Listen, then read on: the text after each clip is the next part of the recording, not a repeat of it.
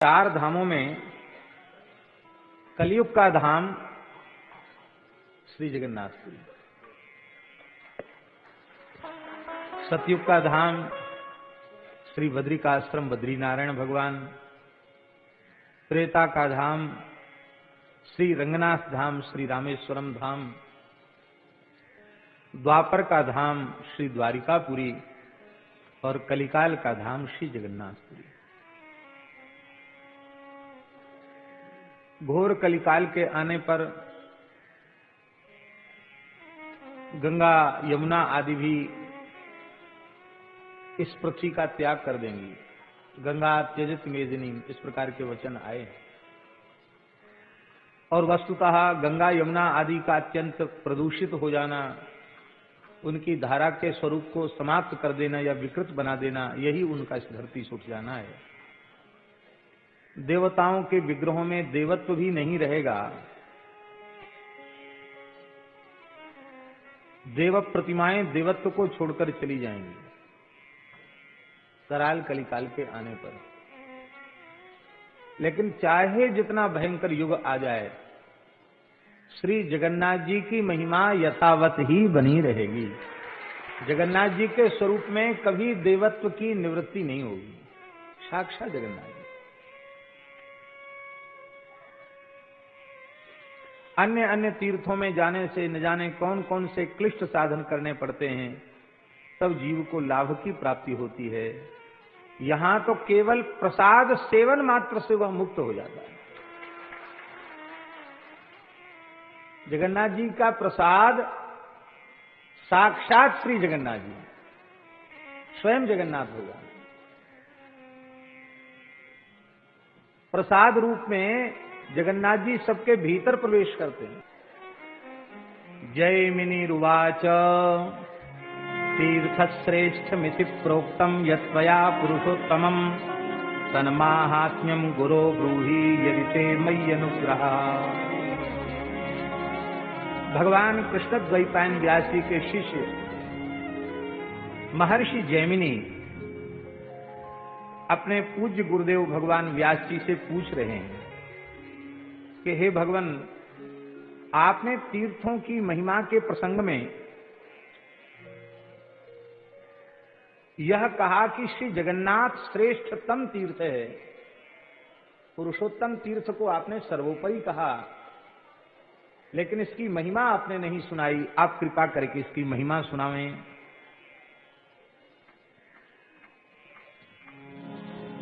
आपने इसे पुरुषोत्तम तीर्थ कहा तो तन महात्म्यम गुरो ब्रूहि, हे गुरु वो महात्म्य आप हमको सुनाइए।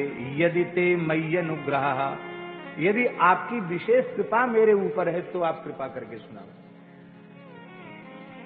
इसका मतलब है कि विशेष कृपा जब होती है महापुरुषों की, गुरुजनों की, तभी इस प्रकार के रहस्यों को सबके सामने खोलकर कहा जाता है। अनधिकारी के सामने चर्चा नहीं करनी चाहिए। यदि ते मयि अनुग्रह, यदि आपकी मेरे ऊपर विशेष कृपा है तो कहिए।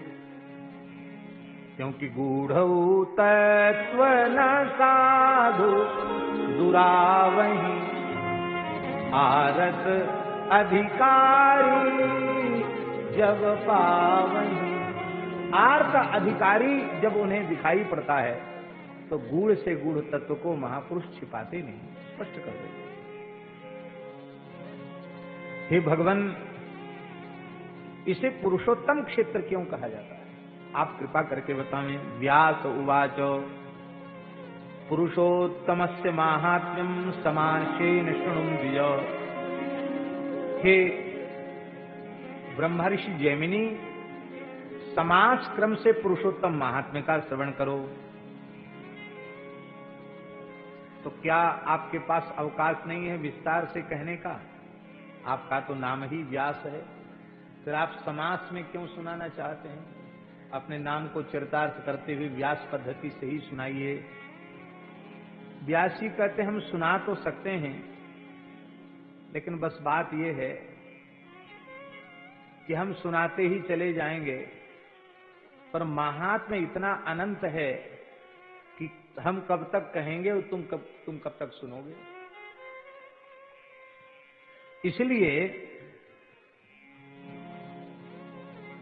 साक्षात भगवान श्री हरि वे समर्थ हैं इसको कहने में, लेकिन समर्थ होने के बाद भी संपूर्ण महात्म्य वे भी नहीं कर सकते।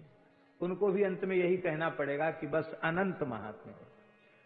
ऐसी जगन्नाथपुरी की, पुरुषोत्तमपुरी की महिमा है। शक्तो विष्णुना विना लवणांभो निधे स्थिरम पुरुषोत्तम संगीतम पुरम तद ब्राह्मण श्रेष्ठ स्वर्गादपि दुर्लभम। खारे समुद्र के तट पर श्री पुरुषोत्तम नामक पुरी प्रतिष्ठित है। हे ब्राह्मण श्रेष्ठ, यहां स्वर्ग का अर्थ केवल स्वर्ग नहीं है, क्योंकि जैसे श्रीमद् भागवत में सत्रम स्वर्गाय लोकाय सहस्त्रम सममासत, वहां स्वर्ग शब्द का अर्थ स्वर्गलोक नहीं है।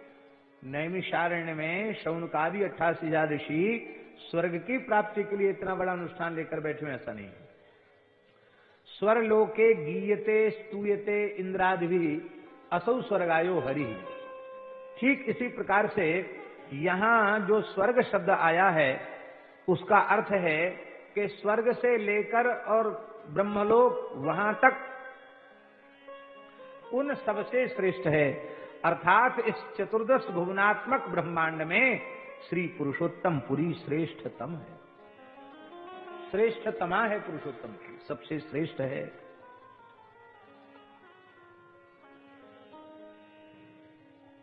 कहते इसका नाम पुरुषोत्तम पुरी क्यों नाम है? कहते हैं कि इस पुरी के रूप में स्वयं पुरुषोत्तम ही विराजमान है। इस पुरी के रूप में भी वे स्वयं ही है, माने स्वयं में ही स्वयं का विलास हो रहा है। ये जगन्नाथपुरी भी साक्षात जगन्नाथ स्वरूप है। जगन्नाथ जी में जगन्नाथ जी का विलास हो रहा है, इसलिए इसे पुरुषोत्तमपुरी कहते। स्वयमस्ति पुरे तस्मिन् न्यतः श्री पुरुषोत्तम।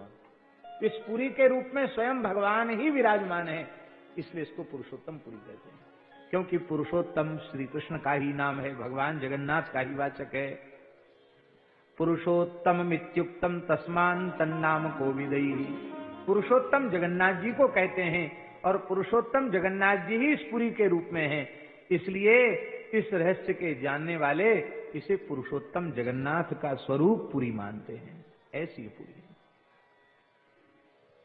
तब प्रश्न उठा कि जगन्नाथपुरी कितनी लंबी चौड़ी है, कहां तक है जगन्नाथपुरी?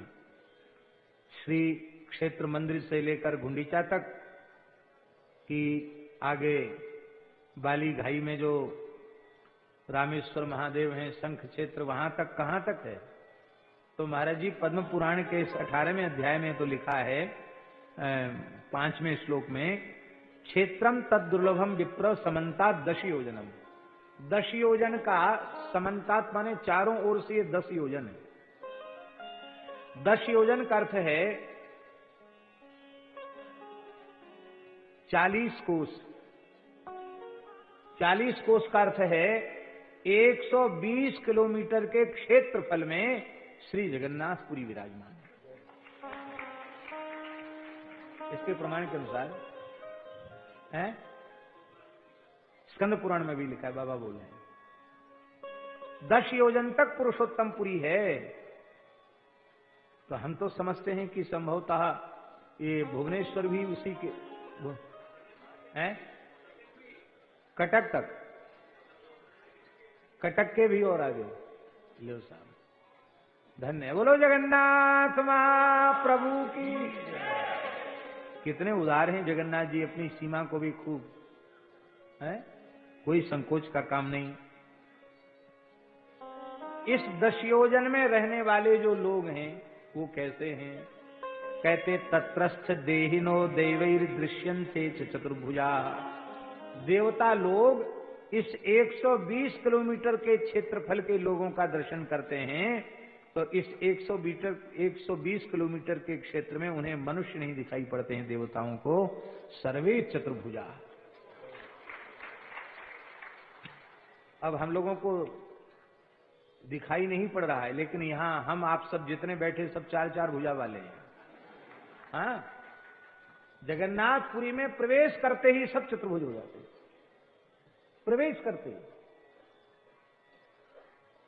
हमारे श्री वृंदावन महात्म्य के संबंध में श्री प्रबोधानंद जी महाराज ने अनुग्रह किया है, वृंदावन की सीमा में कोई कीड़ा मकोड़ा प्रवेश कर ले, वो सच्चिदानंद घन श्री कृष्ण का स्वरूप हो जाता है।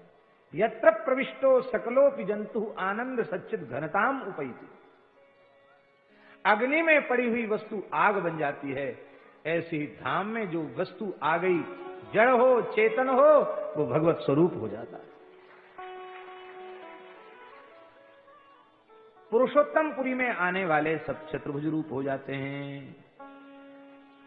तत्रस्थ देहिनो दैवीर दृश्यन्ते च चतुर्भुजाः प्रविशन वै तु तत्क्षेत्रम सर्वेषु विष्णुमूर्तयः। प्रविशन वै तु तत्क्षेत्रम, इस पुरुषोत्तम क्षेत्र में प्रवेश करते ही जीव विष्णु मूर्ति हो जाता है। तस्माद् विचारणा तत्र न कर्तव्या विचक्षणैः। इसलिए विद्वान पुरुष को चाहिए कि पुरुषोत्तमपुरी में प्रवेश करने के बाद फिर विचार न करे।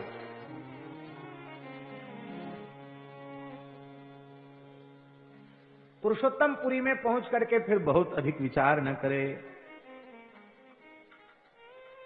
साधकों को भगवान की बलवती माया को जीतने में कई जन्म लग सकते हैं, लगते हैं। मम माया दुरत्यया, किंतु वैष्णव केवल और केवल भगवत प्रसाद का समादर करके भगवान की अजेय दुर्जय माया को जीत लेता है। परम भागवत उद्धव जी कह रहे हैं, त्वयोपभुक्त सृगंध वासो लंकार चर्चिता उच्छिष्ट भोजनो दासास तब मायाम जय में। तो भैया बहुत से आचारी विचारी होना ही चाहिए, लेकिन यहां लिखा हुआ है बहुत से आचारी विचारी ऐसे हैं जो श्री जगन्नाथ जी में भी आचार विचार ज्यादा दिखाते हैं। इसलिए तस्माद् विचारणा तत्र न कर्तव्या विचक्षणैः।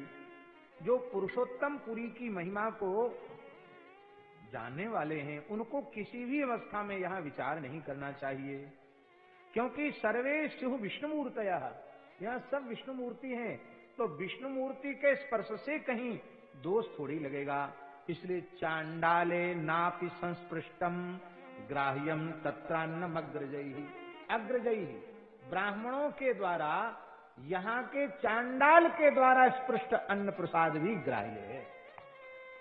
चांडाल स्पर्श कर दे तो भी वह अन्न प्रसाद अत्यंत अत्यंत आदर के योग्य है, ग्राह्य है। क्यों? चांडाल के द्वारा स्पष्ट भी महाप्रसाद पुरुषोत्तमपुरी जगन्नाथपुरी में ग्राह्य क्यों है? उत्तर दे रहे हैं भगवान व्यास, साक्षात विष्णुर्यतस्तत्र चांडालो द्विजसत्तम।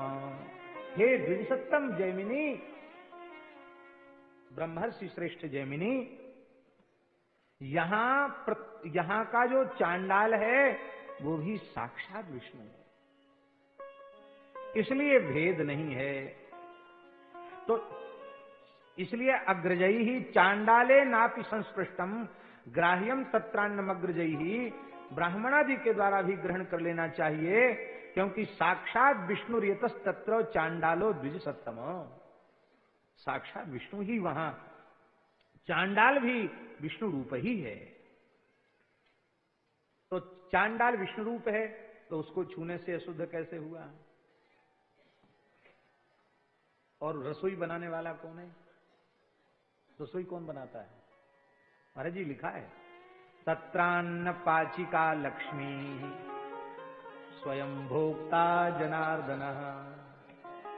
साक्षात लक्ष्मी जी अन्न पाचिका हैं, साक्षात भगवती श्री जी ही अनंत रूप धारण करके अपने प्राण जीवन धन के लिए पाक सिद्ध करती हैं, रसोई सिद्ध करती हैं।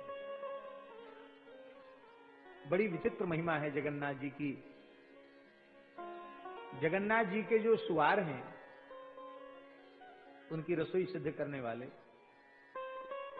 आपके मुख से हमने सुना था, स्वामी श्री प्रज्ञानंद जी के भी मुख से सुना था, और एक सुवार के मुख से भी हमने सुना कि महाराज हम लोग ठाकुर जी की रसोई बनाते हैं तो हम अमुक हैं, ये उस समय भाव नहीं रखते हैं।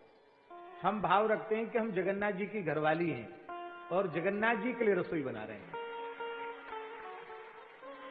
वो अपने को जगन्नाथ जी की गृहिणी मानते हैं और इतनी पवित्रता से जगन्नाथ जी की रसोई बनती है कि शायद इतने शौचाचार का पालन रसोई बनाने में सर्वत्र कम संभव है। इतना शौचाचार जगन्नाथ जी, आज भी वहां कोई गैस का, वो मिट्टी के तेल का, सबका प्रवेश ही नहीं है वहां। आज भी सब रसोई लकड़ी पर ही सिद्ध होती है, भीतर कोई जा नहीं सकता है, बांध करके मुख, तब पूरी रसोई सिद्ध होती है। सारी रसोई कुआं के जल से सिद्ध होती है। महाराज जी ने एक बार दर्शन कराया था, कैसा रोज जगन्नाथ जी का प्रभाव। स्वयं साक्षात भगवती महालक्ष्मी तत्रान्न पाचिका लक्ष्मी स्वयं भोक्ता जनार्दन, और स्वयं भगवान श्री जगन्नाथ भोक्ता हैं। तस्मात् तत्रौदनम विप्रैः देवतै विप्र देवतैरपि दुर्लभम दैवतैरपि दुर्लभम। कहते वहां का जो महाप्रसाद है, ओदन प्रसाद है, भात प्रसाद है, वह मनुष्य की तो चले क्या, जगन्नाथ जी का महाप्रसाद देवताओं को भी दुर्लभ है।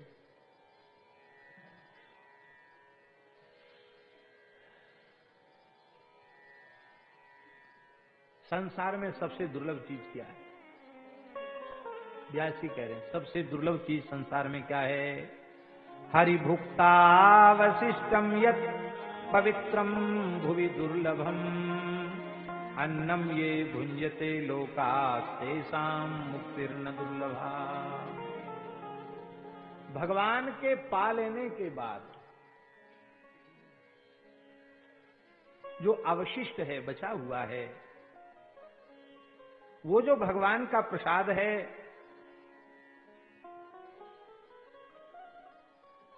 वह इस धरती की सबसे पवित्र वस्तु है, भगवत प्रसाद। और वह पवित्र भगवत प्रसाद भुवि दुर्लभम, इस धरती पर अत्यंत दुर्लभ है। और देखो, संपूर्ण नैवेद्य जगन्नाथ जी के भीतर जाता है, छोड़ा नहीं जाता कुछ भी। रसोई घर में कुछ छोड़ा नहीं जाता कि थाल में भोग लगा के ले गए फिर मिला दिया, ऐसा नहीं है। जगन्नाथ जी में परिपाटी नहीं। जितनी सामग्री तैयार है वो सबकी सब जगन्नाथ जी में जाती है। सब महाप्रभु आरोपते हैं और सब प्रसाद के रूप में प्राप्त होता है। और भोग की पद्धति भी यही है। हाँ, हम लोग जो करते हैं वो गड़बड़ करते हैं, वो ठीक नहीं है, नहीं करना चाहिए वैसा। महाराज जी लिखा है, इसी प्रकरण में ये बात लिखी है। बोलो भक्तवत्सल भगवान की जय, जय जय श्री राधे। किंचित पाकम विधाय तद भोक्तव्यम तु मया नहीं, अनिर्वेद्य हरौ सर्वं वैष्णवैर्नैव भुज्यते। पद्म पुराण उत्तरखंड अध्याय 108 के 7वें श्लोक में लिखा है कि रसोई बनाकर, थोड़ी सी रसोई बनाकर उसमें से निकाल कर ले जाना। बहुत ध्यान से सुनो भाई, हम सब लोगों के काम की बात है। रसोई में से थोड़ी सी रसोई, अभी बन रही रसोई पूरी बनी नहीं है, रसोई का काम चालू है, और उसमें से थोड़ी सी सामग्री ला करके ठाकुर जी को भोग लगा देना। भगवान कहते हम पूरा पूरा पाते हैं, अधूरा नहीं पाते हैं। पूरी की पूरी सामग्री भगवान की दृष्टिपथ में आनी चाहिए।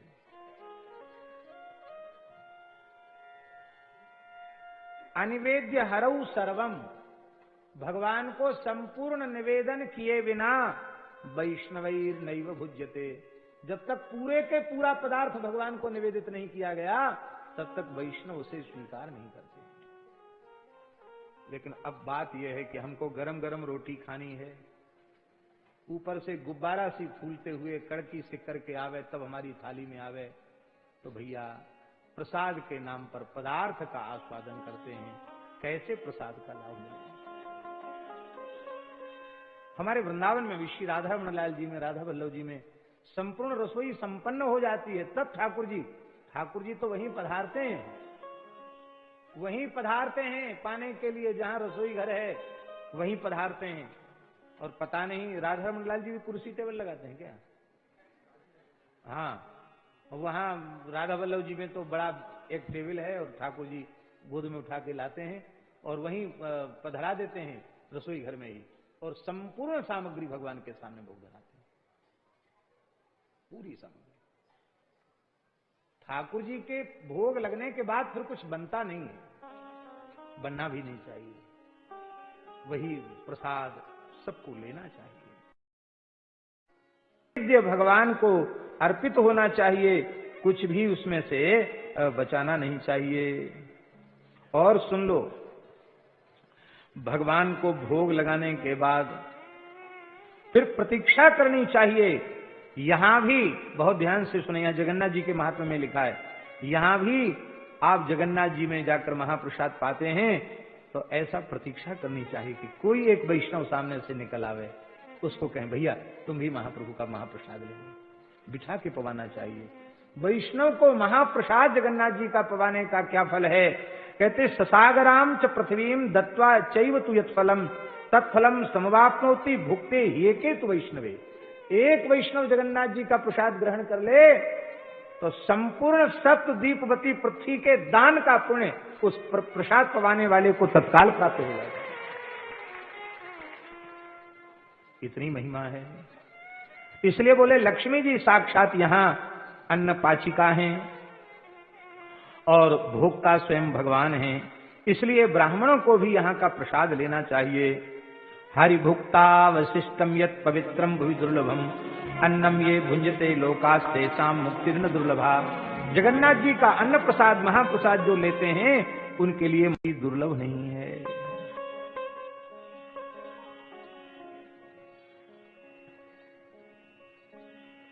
कहते हैं भैया कहां तक कहें, जगन्नाथ जी के महाप्रसाद के लिए ब्रह्मादि देवता भी तरसते हैं। ब्रह्मादि देवता भी चाहते हैं कि भगवान जगन्नाथ का अधरामृत हमें मिले। ब्रह्माद्यास्त्रसा सर्वे तदन्नम अति दुर्लभम भुंजते नित्यमागत्य मानुषाणांच का कथा। नित्यम आगत्य भुंजते, ब्रह्मादि देवता, ठाकुर जी ब्रह्मादि देवता नित्य प्रति आकर जगन्नाथ जी का अधरामृत प्रसाद लेते हैं। मनुष्यों की तो कथा ही क्या है। अब एक बात और कह रहे हैं, जगन्नाथ जी के महाप्रसाद में जिस भाग्यहीन का चित्त रमण नहीं कर रहा है, नयस्य रमते चित्तम तस्मिन् नन्हे सुदुर्लभे, इस अत्यंत सुदुर्लभ जगन्नाथ जी के महाप्रसाद में जिसका चित्त रमण नहीं कर रहा है, आनंद का अनुभव नहीं कर रहा है, तमेव विष्णु द्वेष्टारम प्राहु सर्व महर्षया। सारे महर्षि जो जगन्नाथ जी के अन्न प्रसाद में रस का आस्वादन नहीं करते हैं, सारे महर्षि उसको विष्णु द्रोही मानते हैं। प्रसाद का द्रोही विष्णु का द्रोही है, प्रसाद का भक्त विष्णु का भक्त है। क्या नहीं? बोलो श्री जगन्नाथ महाप्रभु की जय। कहते पवित्रम भुवि सर्वत्र यथा गंगा जलम द्विज तथा पवित्रम सर्वत्र तदन्नम पापनाशनम। जैसे गंगाजल सदा पवित्र ही होता है, ऐसे ही महाप्रसाद भी सदा पवित्र ही होता है, साक्षात परब्रह्म स्वरूप है। क्रकच के उदर में प्राप्त अन्न भी, उगला हुआ अन्न भी अघ को नष्ट करने वाला है। ऐसा महाराज जी ये जगन्नाथ जी का महाप्रसाद है।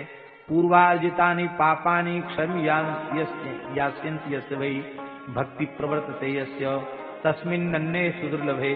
14वें श्लोक में लिखा है, जिसके अनंत जन्मों के पाप नष्ट हो जाते हैं उसकी जगन्नाथ जी के महाप्रसाद में भक्ति उत्पन्न हो जाती है।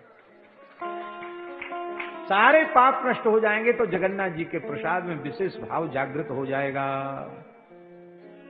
और सुन लीजिए, अनेक जन्मों का पुण्य उसी समय नष्ट हो जाता है जब जगन्नाथ जी के प्रसाद में व्यक्ति विचार करने लग जाता है कि अरे आज तो अमुक त्योहार है, आज अमुक है, पता नहीं इसने छू दिया उसने छू दिया, ये कच्चा है ये पक्का है, ऐसा विचार करने लग जाता है, उसके अनंत जन्मों के पाप पुण्य तत्काल नष्ट हो जाते हैं। बहुजन्मार्जितम पुण्यम यस्य यास्यति संशयम तस्मिन् नन्हे द्विजश्री में तस्य तस्मिन् नन्हे द्विज श्रेष्ठ तस्य भक्ति न जायते। अनंत जन्मों के पुण्यों का जिसका नाश हो जाता है उसकी जगन्नाथ जी के महाप्रसाद में भक्ति उत्पन्न नहीं। स्कंद पुराण में श्री पुरुषोत्तम महात्म्य में जहाँ भगवान श्री जगन्नाथ जी की प्रतिष्ठा हुई है, तो प्रतिष्ठा के बाद ब्रह्मा जी और जगन्नाथ जी का संवाद हुआ। उस संवाद में अपने उत्सव, अपनी पूजा का वर्णन स्वयं जगन्नाथ जी ने किया है। उसमें श्री जगन्नाथ जी ने कहा है कि जो मनुष्य जीवन में एक बार श्री पुरुषोत्तमपुरी में आकर, नीलाद्रि में आकर हमारे ज्येष्ठाभिषेक का दर्शन कर लेगा, उसे पुनः किसी माता के गर्भ में नहीं जाना पड़ेगा।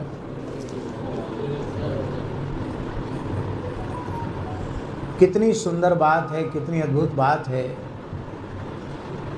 बड़े बड़े कठोर साधन भी ऐसी गारंटी नहीं ले सकते कि मृत्यु के क्षण में पता नहीं अंतःकरण की, चित्त की कैसी अवस्था हुई।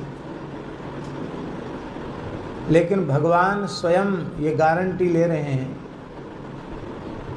प्रतिश्रुति दे रहे हैं। भगवान जगन्नाथ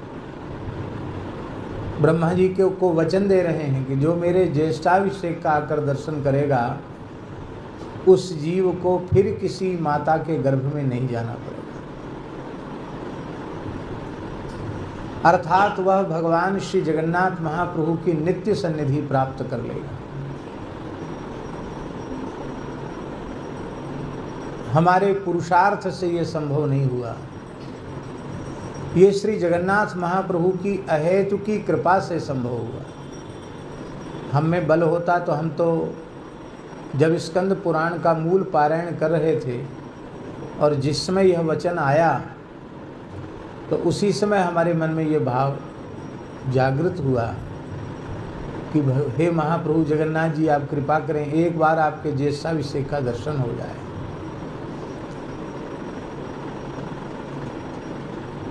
अपने बल, अपने पुरुषार्थ से तो कोई यहाँ पहुँच नहीं सकता। इस बार श्री जगन्नाथ महाप्रभु ने इस दास पर विशेष कृपा की है, करुणा की है, जो उनके श्री नीलाचल धाम में आकर उनके रत्न वेदी पर विराजमान झांकी का भी दर्शन करने का सौभाग्य मिला। और स्नान मंडप में भगवान श्री जगन्नाथ जी के सौलभ्य का विशेष अनुभव हुआ।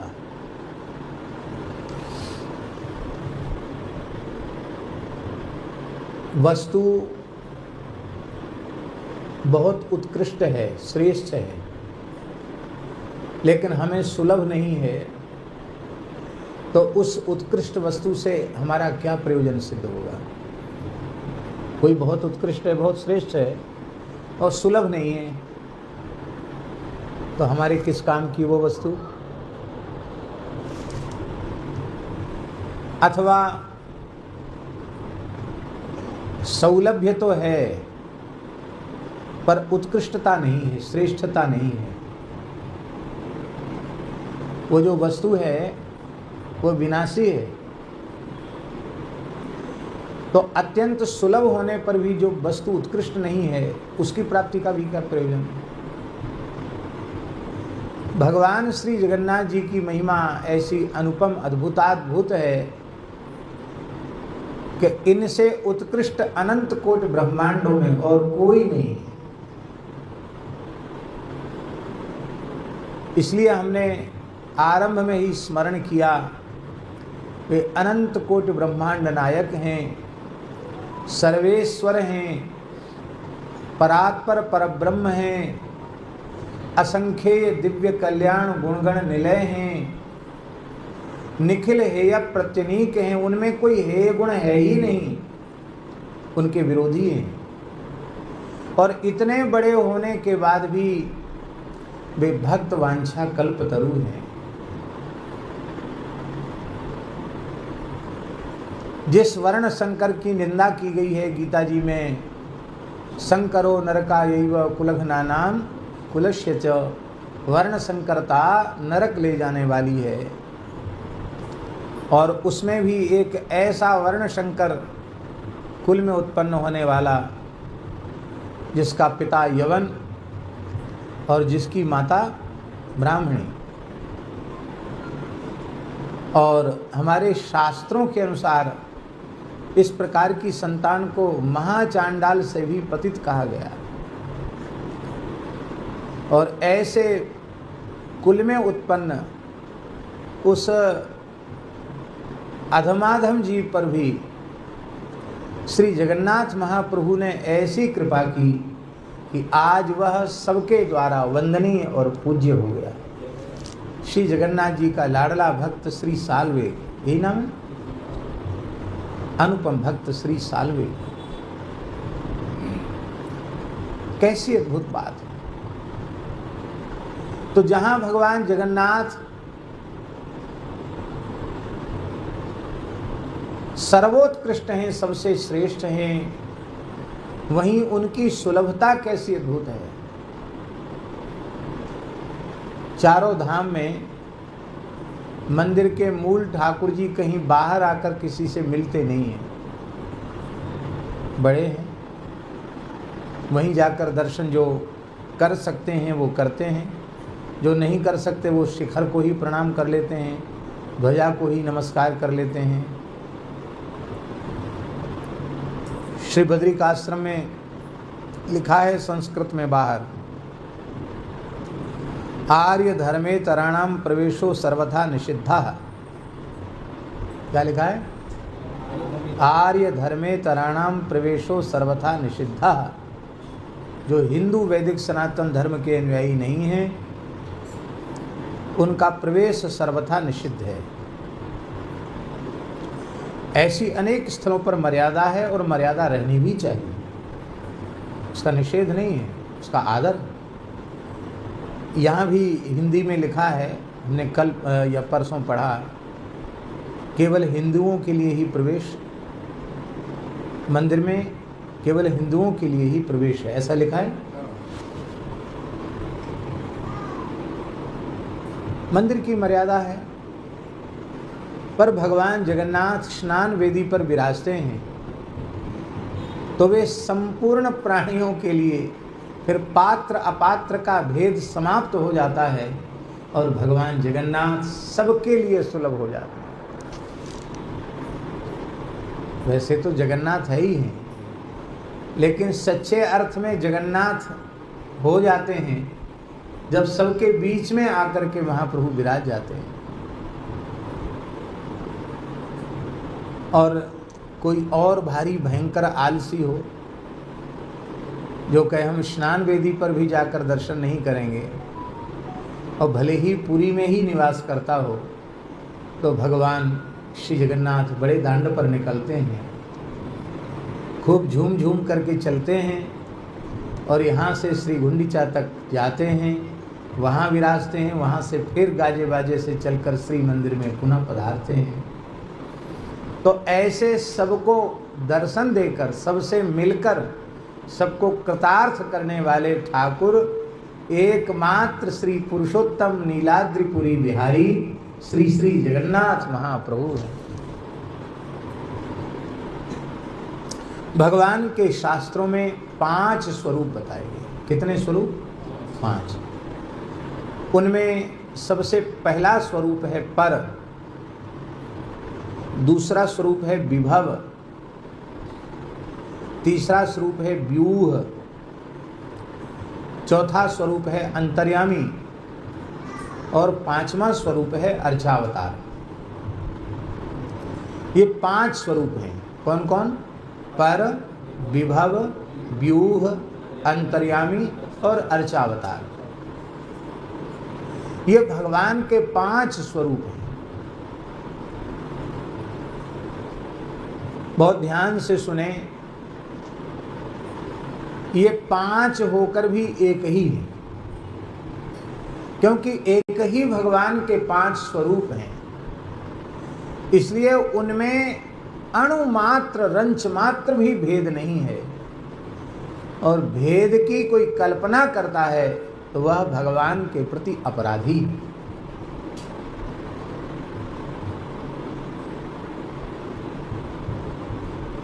जो परात्पर स्वरूप है वही विभव स्वरूप है। जो परात्पर विभव स्वरूप है वही व्यूह स्वरूप है। जो परात्पर विभव व्यूह स्वरूप है वही अंतर्यामी स्वरूप है। और जो परात्पर विभव व्यूह अंतर्यामी स्वरूप है वही अर्चावतार स्वरूप है। इसको हमारे वैष्णवाचार्यों में श्री वल्लभाचार्य जी ने जलभेद कह करके, जलभेद का उदाहरण दे करके इसको अपने दर्शन ग्रंथ में स्पष्ट किया है। जलभेद क्या? मेघ में स्थित जल अलग है। मेघ में जल है कि नहीं? बादल में जल है, मेघमाला में जल है। मेघ में जल नहीं होता तो बरसता कैसे? बरसता है इसका मतलब उसमें जल है। फिर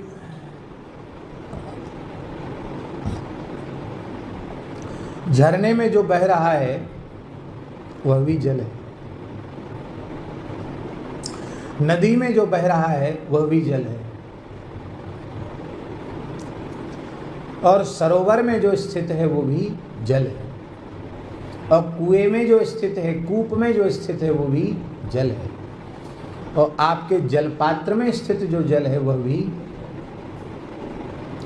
उसमें भेद है क्या? जलत्वेन, जल में कोई भेद नहीं है, क्योंकि वह मेघमाला में स्थित जल ही झरने का जल बना है।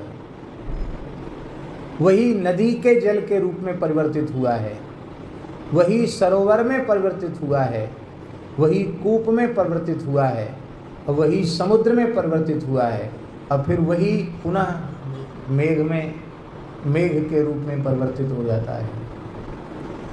तो ये पूरी प्रक्रिया थोड़ा थोड़ा आकार, प्रकार और स्वरूप के भेद के कारण उनके नाम में भेद हो जाता है, लेकिन तत्वतः जल में भेद नहीं है, जल एक ही है।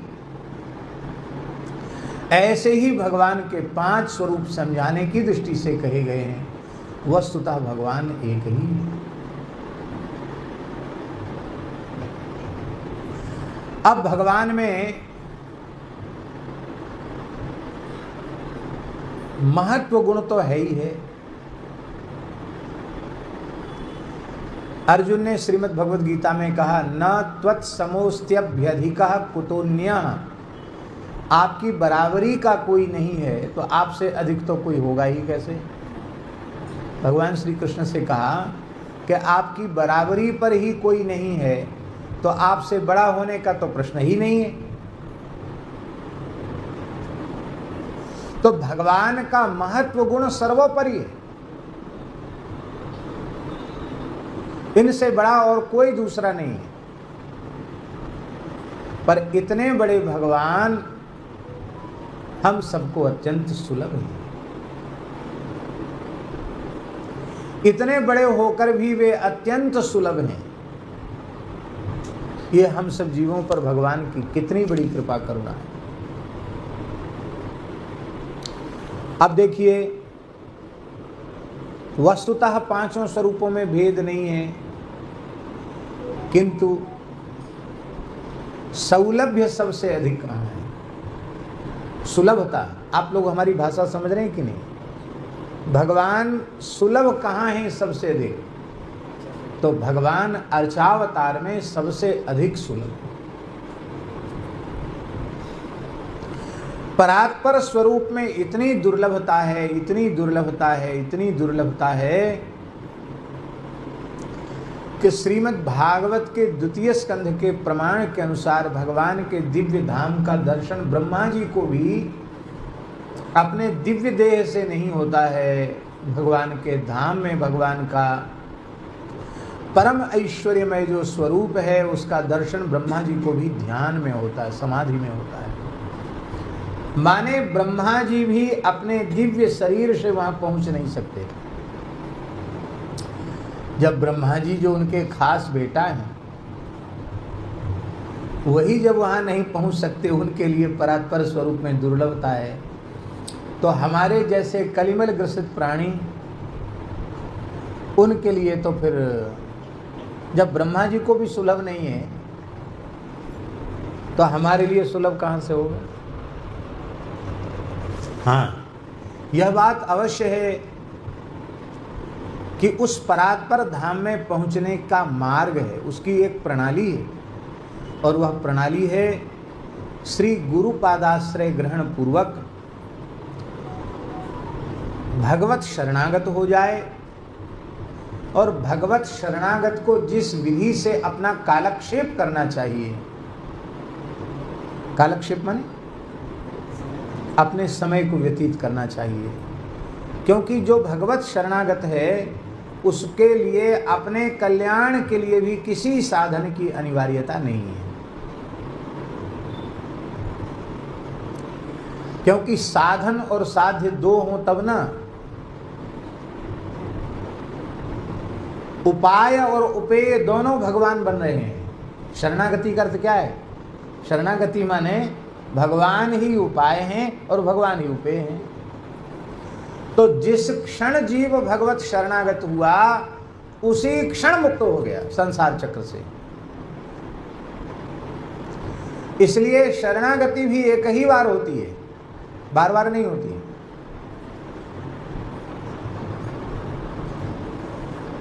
अब उसको ज्ञान योग, कर्म योग, भक्ति योग की भी आवश्यकता नहीं है।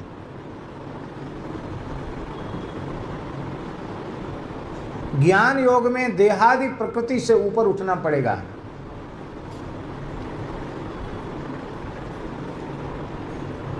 कर्म योग में भी कर्तृत्वाभिमान से सर्वथा विमुक्त होना पड़ेगा, और भक्ति योग में भी तैल धारावत अखंड अविच्छिन्न भाव से भगवान नाम रूप गुण लीला की स्मृति बनी रहे, ये आवश्यक होगा।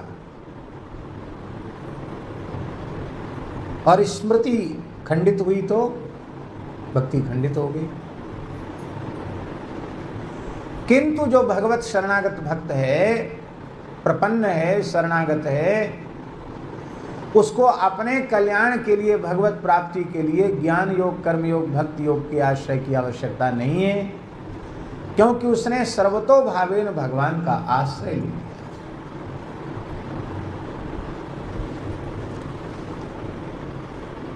अब किसी साधन की जरूरत तो रही नहीं,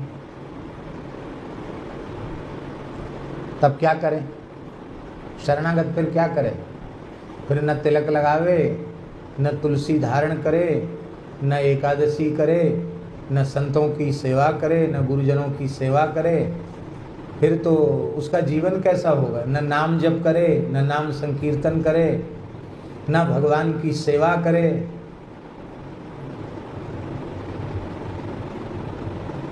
तब और क्या करेगा बोलो? यदि ये नहीं करेगा तो क्या करे? कथा न सुने, कीर्तन न करे, भगवत सेवा न करे तो क्या करे? तो शरणागत होते ही परम कल्याण हो गया, भगवान मिल गए, भगवान ने अंगीकार कर लिया। अब इस शरीर का प्रारब्ध शेष जब तक नहीं हो जाता है तब तक का जो भगवत प्रदत्त समय है, क्योंकि भगवान की शरण में जाते ही जीव का दूसरा जन्म हो जाता है, अब नया जन्म हो गया है।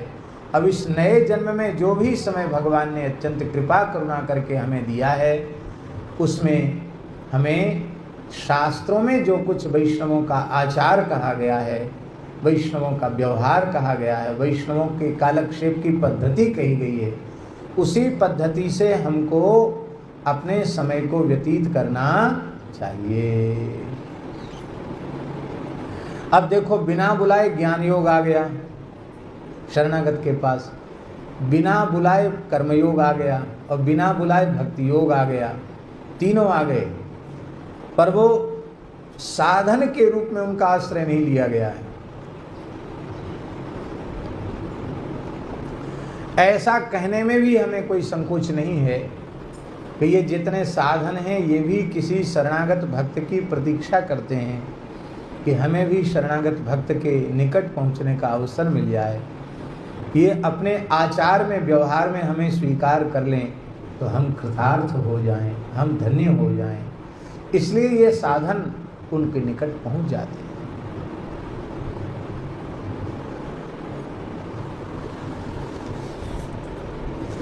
भगवान को छोड़कर दूसरे किसी का आश्रय लिया नहीं कि शरणागति बाधित हो जाती है।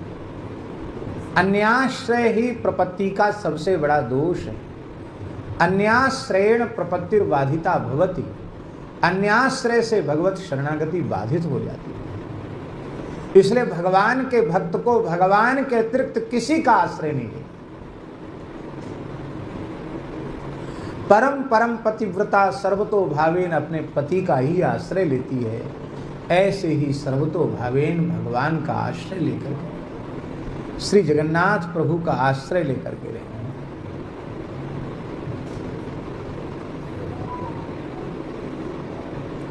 तो ब्रह्मा जी के लिए भी परात्पर स्वरूप में दुर्लभता है। विभव स्वरूप हैं भगवान श्री राम रूप में, श्री कृष्ण रूप में अवतार लेते हैं। भगवान वामन, नृसिंह, परशुराम आदि रूप में अवतार लेते हैं। ये भगवान के विभवावतार हैं। वासुदेव, संकर्षण, प्रद्युम्न, अनिरुद्ध ये व्यूहावतार हैं। भगवान सबके अंतःकरण में अंतर्यामी रूप से विराजमान हैं। ये भगवान का अंतर्यामी अवतार है। और भगवान अर्चा स्वरूप में विराजमान हैं। ये भगवान का अर्चावतार है। मेघमाला में स्थित जल जैसे दुर्लभ है। आपको प्यास लगे और हम कहें कि जाओ ऊपर पानी पी लो बादल में जाके, तो आपकी प्यास नहीं बुझा सकते बादल। आपको यहाँ प्यास लगी और हम कहें जाओ वहाँ उत्तराखंड में बहुत झरना है। अभी हम उत्तरकाशी में थे, जगह जगह इतने झरना। अपने आश्रम में भी जो गंगा जी ने जगह दी है, वहाँ भी इतनी जोर का जल का स्रोत आता है, झरना आता है कि कोई नल काम ही नहीं करते, नल खराब हो जाते बार बार। इतना प्रेशर आता है पानी का 24 घंटे। न बिजली है, मोटर है, कुछ नहीं है। भगवान की मोटर लगी हुई है। ऐसी व्यवस्था है कि क्या कहना, अद्भुत। तो ना हम वहाँ जाएंगे, ना वहाँ हमको कब जाएंगे, कब पहुँचेंगे, कब पानी मिलेगा। कूप का जल भी सुलभ है, पर वो समाधान नहीं है। जैसे आप कहें कि हमें प्यास लगी है और हम आपसे कहें कि कोई बात नहीं, जहाँ आप बैठे वहीं पानी है, खोदना शुरू करो। खोदते खोदते कुआं हो जाएगा, कहीं ना कहीं तो पानी निकलेगा ही। तो इससे प्यासे का समाधान तो नहीं होगा। जहाँ वो बैठा वहाँ पानी तो है, पर कब खोदेगा, कब पानी निकलेगा, कितनी गहराई पे निकलेगा कोई पता नहीं, कैसा निकलेगा ये भी पता नहीं, वो समाधान नहीं है। ऐसे ही प्रत्येक जीव के अंतर्यामी भगवान हैं। और कोई कहे कि भगवान की प्राप्ति कराइए, बोले कहीं जाने की ज़रूरत नहीं है, आपके भीतर ही बैठे हैं, समाधि लगाओ और अनुभव कर लो। एक क्षण के लिए तो चित्तवृत्ति शांत नहीं रह रही है। पीपर पात सरिस मन डोला, पीपल के पत्ते जैसे हिलता रहता है, ऐसी चित्त चंचल रहता है। और ऐसी स्थिति में समाधि लगाकर असंप्रज्ञात समाधि में ब्रह्मानुभूति करे, आत्म साक्षात्कार करे, ये तो हमारे जैसे व्यक्ति के लिए बहुत कठिन है। ये कुआं खोदकर पानी निकालने के जैसा है। किंतु अर्चावतार के रूप में भगवान हम सब जीवों को अत्यंत सुलभ है। अर्चावतार में भेद नहीं है। जो आपके घर के ठाकुर जी हैं और जो मंदिर में विराजमान जगन्नाथ जी हैं, उनमें भेद नहीं है। जो आपके घर के ठाकुर जी हैं वो भी वही हैं, वो भी तो जगन्नाथ हैं कि अलग हैं, उनमें भेद नहीं है। और भेद मानना भी नहीं चाहिए। ठाकुर ठाकुर जी में भेद नहीं है। एक संत थे, वो भगवान के श्री विग्रह में और शालिग्राम जी में भेद मानते थे।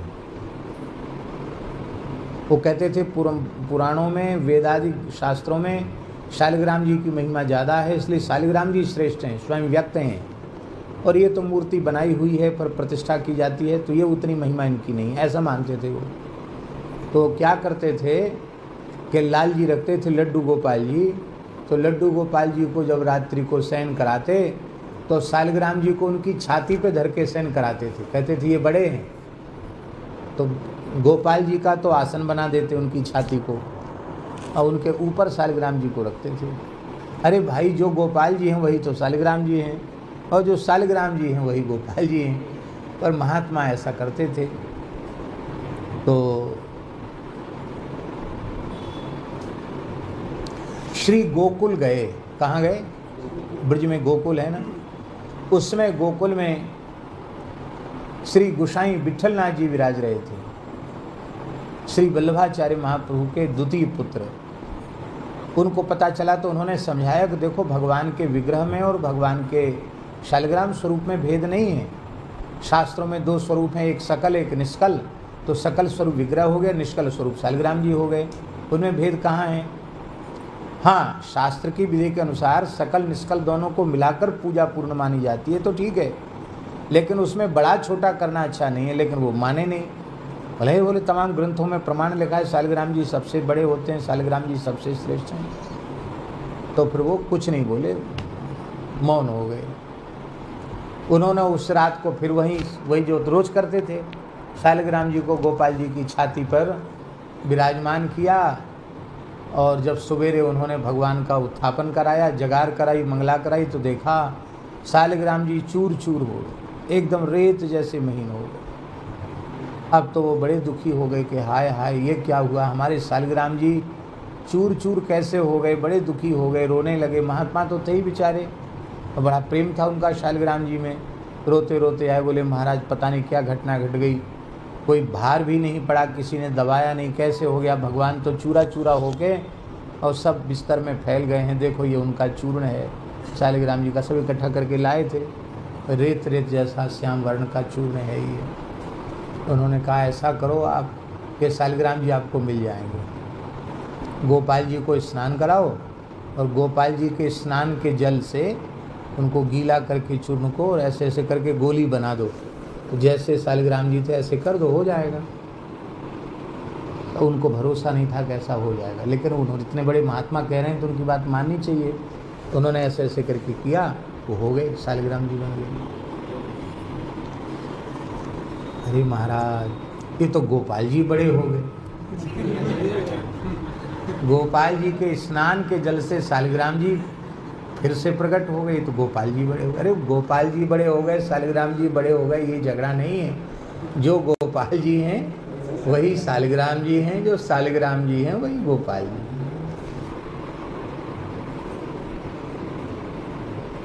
अर्चावतार में भेद नहीं है, आपके घर के ठाकुर जी भी वही है, लेकिन आपके मन में भेद बना हुआ है, इसलिए ऐसी स्थिति। अब एक विशेष बात जो हम निवेदन कर रहे हैं वो ये है कि यद्यपि भगवान के स्वरूप में भेद नहीं है, लेकिन इसके बाद भी भगवान जीवों पर करुणा करने के लिए जब स्वयं अपने संकल्प से अर्चावतार के रूप में अभिव्यक्त होते हैं, प्रकट होते हैं, तो उनकी महिमा, क्योंकि वो अपनी संपूर्ण महिमा को अपने में प्रतिष्ठित करके विराजमान होते हैं।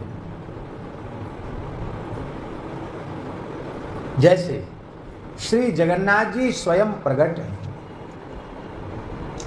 अनंत कोट ब्रह्मांडों के निर्माता को भला कौन निर्माण करेगा, कौन बनाएगा, उनको तो कोई बना ही नहीं सकता। और एक कहावत है हमारे ब्रज में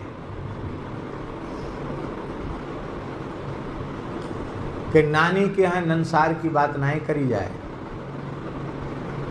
नानी के घर में ननिहाल की बात कोई करे, नंसार की बात करे, तो लोग कहेंगे ये देखो इसको क्या पता, छोटा बच्चा है। तो ऐसे ही यहाँ के लोगों के सामने हम यहाँ की बात करें तो वो तो नानी के यहाँ ननिहाल की बात होगी, ऐसा नहीं है।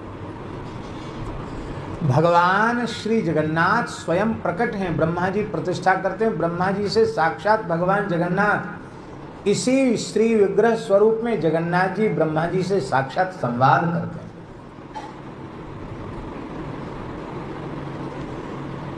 इसलिए अर्चावतार स्वरूप में भी जहां भगवान अपने संकल्प से प्रकट होते हैं, वहां विशेष भगवान की कला, भगवान का स्वरूप विशेष रूप में वहां अनुभव में आता है।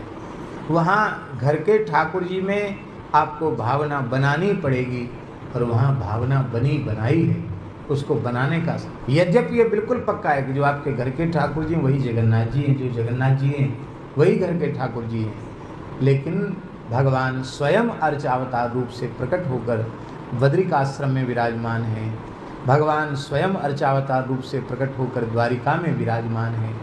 भगवान स्वयं अर्चावतार रूप से प्रकट होकर श्री रंगम में विराजमान हैं। भगवान अर्चावतार रूप से प्रकट होकर के स्वयं श्री पुरुषोत्तमपुरी नीलाचल धाम में विराजमान हैं।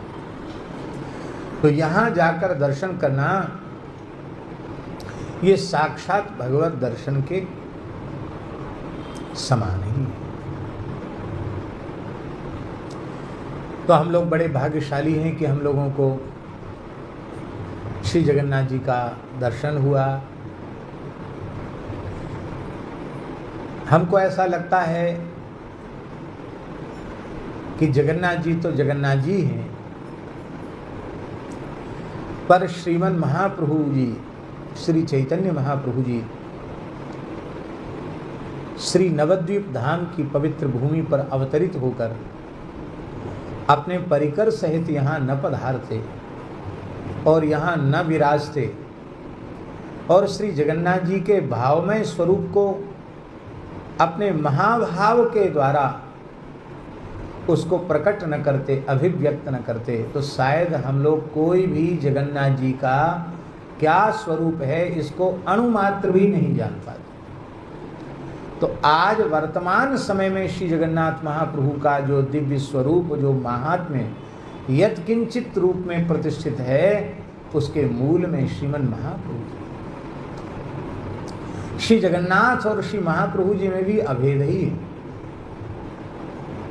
ऐसे लगता है कि श्री जगन्नाथ तत्व का प्रकाश करने के लिए ही श्रीमन महाप्रभु जी 18 वर्ष लगातार यहाँ पुरी में विराजे, और यह उन्होंने अपने अनुभव से यह प्रमाणित करके बता दिया कि जो श्री धाम वृंदावन है वही श्री पुरुषोत्तमपुरी है, क्योंकि जो रसानुभूति ब्रजांगनाओं ने ब्रज में की वही रसानुभूति श्री चैतन्य महाप्रभु जी ने यहाँ की। इसलिए साक्षात वृंदावन, यदि कोई इसे ब्रजभूमि से वृंदावन से भिन्न मानता है तो धाम के प्रति उसका अपराध बन जाए। ये साक्षात वृंदावन, हृदय में वृंदावन हो तो कहीं भी जाए वहां वृंदावन प्रकट हो जाएगा, और हृदय में वृंदावन न हो तो वृंदावन में भी वृंदावन की अनुभूति नहीं होगी। और यहाँ तो श्रीमन महाप्रभु जी ने साक्षात वृंदावन लीला का अनुभव किया है। उसके पहले महाकवि श्री जयदेव महाप्रभु ने श्री जगन्नाथ जी की दिव्य रसकेली का वर्णन श्री गीत गोविंद महाकाव्य में करके, और वह वृंदावन के निवृत्त निकुंज की जो दिव्य रसमयी लीला है, उस लीला का आस्वादन इसी जगन्नाथपुरी नीलाचल धाम की पवित्र भूमि में विराजमान होकर किया, और संपूर्ण महाकाव्य श्री महाप्रभु जगन्नाथ जी को श्रवण कराया। आज भी श्री जगन्नाथ महाप्रभु अपने श्रीअंग में जो पाटवस्त्र धारण करते हैं उसमें गीत गोविंद की पंक्तियां लिखी होती हैं। ये साक्षात वृंदावन। श्री गोपीनाथ जी, टोडा गोपीनाथ जी विराजमान है। ठाकुर जी खड़े थे, अब कहते श्री गदाधर जी के लिए ठाकुर जी बैठ गए। आज बैठे इतने ऊंचे लंबे लगते हैं ठाकुर जी, तो खड़े होते तो कितने लंबे लगते। हम तो कई बार सोचते हैं कि यदि भारतवर्ष के जितने भगवान श्री कृष्ण के स्वरूप हैं उनकी प्रतियोगिता कराई जाती कि लंबाई में सबसे ज़्यादा कौन है, तो हमारे जगन्नाथपुरी वाले गोपीनाथ जी सबसे आगे निकल जाते। इतना मधुर दिव्य स्वरूप है श्री गोपीनाथ जी का, क्या कहना, अद्भुत स्वरूप। भगवान में भेद नहीं है, ये तो विनोद के लिए कह रहे हैं। ठाकुर जी इतने बैठे हुए इतने क्षर हरि भगवान की सुदीर्घ श्री अंग की कांति है, अब भगवान खड़े होते तो कितने ऊंचे होते।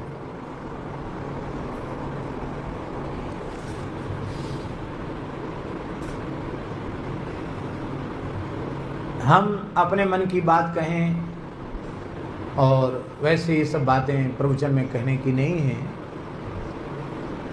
भगवान जहाँ ले जाते हैं वहाँ जाते हैं और सब जगह अच्छा ही लगता है। कहीं कोई किसी तीर्थ में हमारी ऐसी बुद्धि नहीं बनती है भगवत कृपा से कि उसकी उपेक्षा की बुद्धि हो, क्योंकि शास्त्रों में जहाँ कहीं जिन तीर्थों का महात्म्य लिखा है वह सर्वथा सत्य है, उसमें संदेह का कहीं कोई अवकाश नहीं, सब बिल्कुल ठीक है। अब उनमें हम पूर्ण श्रद्धा रखते हैं, लेकिन मन वृंदावन के अलावा कहीं नहीं रहता। मन की प्रवृत्ति है, थोड़े दिन तो रह जाएंगे, महीना 2 महीना भी हो सकता कहीं रहना पड़े तो रह जाएं, लेकिन बाद में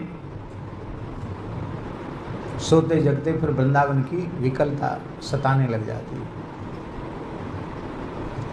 अधिक समय तक जगन्नाथपुरी में रहने का अवसर तो नहीं मिला, लेकिन जब जब श्री जगन्नाथ धाम आते हैं तो हमको फिर वृंदावन की याद नहीं सताती। हमको लगता है हम तो वृंदावन में ही हैं, वृंदावन से बाहर हैं ही नहीं। ऐसा बिल्कुल नहीं लगता कि हम वृंदावन से बाहर, ऐसा नहीं लगता। स्वाभाविक रूप से जैसे वृंदावन में मन को सहज आनंद मिलता है, ऐसे ही मन को सहज आह्लाद श्री जगन्नाथ महाप्रभु की कृपा से उनके धाम में प्राप्त होता है। कई बार हमारे मन में आता है कि कभी भगवान जगन्नाथ जी ऐसी कृपा करें कि लंबे समय तक रहकर यहाँ के सब उत्सव, सब झांकी, सब दर्शन करें, ऐसा मन में कई बार आता है। अब जैसी भगवान की इच्छा, भगवान योग बनाएंगे तो होगा। अपने किए ना आज तक कुछ हुआ है, ना अपने किए आज तक होना है। ज्यों तिनका बयार के बस, स्वामी श्री हरिदास जी ने कहा है, जैसे तिनका हवा के अधीन होता है, छोटे तिनके का क्या अस्तित्व है, फूंक मारो उड़ जाए, नेक हवा चले उड़ जाए, ऐसे ही तिनके से भी गया बीता हम जीवों का अस्तित्व है। तो भगवान जहाँ ले जाएं, जहाँ पहुँचावें, जो करें वही सर्वसमर्थ हैं और उनके सब विधान मंगलमय हैं। पर मन में तो आता है कि नहीं, मन की बात हमने बता दी। भगवान की इच्छा होगी तो वो ही पूर्ण होगा। तो हम सब बड़े भाग्यशाली हैं। भगवान जब अर्चावतार स्वरूप में प्रकट होते हैं तो जीवों को अत्यंत सुलभ हो जाते हैं, और उन अर्चावतारों में भी जो भगवान अपने संकल्प से प्रकट होते हैं तो उनमें विशेष वैशिष्ट्य आ जाता है। अर्चावतार रूप से जगन्नाथ जी ने जितनी लीलाएं की हैं इस कलिकाल में और आज भी कर रहे हैं, उतनी लीलाएं अर्चावतार स्वरूप से बहुत कम जगह सुनने को, देखने को प्राप्त होती है। जैसे हमारे अब इस समय नाथद्वारा में विराजमान है श्रीनाथ जी। श्रीनाथ जी के भी अर्चावतार स्वरूप की बहुत सी लीलाएं जब वो ब्रज में थे। और पंढरपुर में श्री विठल भगवान की, पंढरीनाथ भगवान की भी अर्चावतार की बहुत सी लीलाएं, तो अनेक भक्तों के साथ भगवान ने लीलाएं। अब देखो विचित्र लीला अर्चावतार की, आप सुनेंगे तो आपको लगेगा कि हम तो पहली बार सुन रहे हैं। भगवान के मन में आता था कि नामदेव जो है ना हमारा भक्त, वो एकदम अकिंचन परिवार के हैं, और हमको तो देखो मंगला से लेके सैन तक कितने बढ़िया बढ़िया भोग लगते हैं, और ये बेचारा रूखा सूखा खा के रहता, कभी इसका भी ऐसा ही खूब आदर सत्कार हो। तो भगवान पंढरीनाथ जी नामदेव जी से कहते कि नामा, तुम्हारी माँ पूरन पूड़ी बहुत अच्छी बनाती है। पूरन पूड़ी महाराष्ट्र का व्यंजन है। पूरन पूड़ी बहुत अच्छी बनाती है, वो घी के साथ खाने में बहुत स्वाद लगता है। तो तुम्हारे घर में हमारा न्योता कराओ, तो तुम्हारी माँ रसोई बनाए और मैं पूरन पूड़ी खाऊं, और माँ जो कुछ बनाए वो सब मैं खाऊं। तो सौभाग्य की बात है, आप पधारो। ठाकुर जी बोले क्या करें नामदेव, बड़ी समस्या है, मंदिर छोड़ के कहीं नहीं जा सकते। हमारे मन की मन में ही सवेरे से लेकर रात तक हमको सबको दर्शन देना पड़ता है। हजारों लाखों लोग आते, सबको दर्शन देना। वहाँ सोने भी कम देते हैं भगवान को, जैसे यहाँ भी जगन्नाथ जी को कम सोने देते हैं लोग। जितने बड़े होंगे उतना कम सोना पड़ेगा। बच्चा बहुत छोटा होता है, खूब सोता है, 10-10, 12-12 घंटे भी सो जाता है, कोई विक्षेप नहीं। जितना बड़ा बन जाओगे उतना सोना कम मिलेगा, विश्राम कम मिलेगा। ये तो बहुत बड़े हैं। एक बार तो हम थे यहाँ जगन्नाथ जी में, तो पूज्य गोरीलाल कुंज वाले महाराज जी भी थे उस समय साथ में। यहाँ जो महल के पास में जो गेस्ट हाउस वगैरह बने हैं ना, क्या कहते हैं उनको, अलग अलग फ्लैट जैसे बने हैं, ये जो हैं भक्त निवास, ये महाराज साहब का ही है, महाराज साहब का ही, गजपति महाराज का ही है जी, हाँ, राजा श्रीनगर के अंदर। तो वहाँ भी एक बार हम लोग रुके थे, कई साल हो गए, 10-12 दिन रुके थे।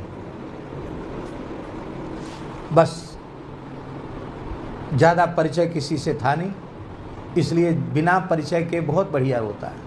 कोई पूछने वाला नहीं, कोई जांचने वाला नहीं, चाहे जहाँ बैठे रहो चाहे जहाँ खड़े रहो। तो महाराज जी के साथ हम नित्य जाते थे और रोज़ 12-1 बजे तो लौट के आते ही थे। बड़ा वेश जो होता, बड़ा श्रृंगार होता, उसका दर्शन करके आते थे। एक बार पता नहीं क्या जगन्नाथ जी की लीला हुई, हम लोग कहे कि आज तो आरती करा के जाएंगे, कभी लेट हो जाता तो चले भी आते थे। तो सवेरे 4 बजे उनकी शयन आरती जगन्नाथ जी। कितने बजे? लो, गोरेलाल जी वाले महाराज जी बोले कि अब ये सोएंगे कब, जगेंगे कब? बोले बस थोड़ी देर, अभी निद्रा देवी आई हैं, थोड़ी देर बाद कीर्तन वाले आ जाएंगे, प्रभाती गाएंगे, जगाएंगे जगन्नाथ जी। अरे बोले भाई ये तो ठाकुर जी के साथ बड़ा अन्याय हो रहा है, सोने नहीं देते। क्या कह रहे थे हम? हाँ, तो वो पंढरपुर में भी ठाकुर जी बहुत दर्शन देते, देर रात तक दर्शन देते, दिन भर दर्शन देते हैं। बोले क्या करें, भीड़ बहुत है और हम यहाँ से जाएंगे मंदिर सूना हो जाएगा, ये पुजारी लोग जाने नहीं देंगे। अब ठाकुर जी के लिए कठिन काम है, वो तो यहाँ भी खड़े रह सकते, वहाँ भी जा सकते, लेकिन ये उनकी लीला है। बोले ये समस्या है हमारी, बहुत इच्छा है तुम्हारे घर में न्योता खाने की, और ऐसे न्योता नहीं, हम तो चाहते हैं सवेरे हम मंगला के समय चले जाएं और रात भर वहीं रहें, फिर सवेरे दूसरे दिन मंगला के समय आएँ। पर क्या करें, हमारे मन की मन में है। नामदेव जी बोले प्रभु ये तो हमारा बहुत सौभाग्य है, मेरी माँ का सौभाग्य है, लेकिन आप कैसे करोगे, अब आप ही व्यवस्था बनाओ।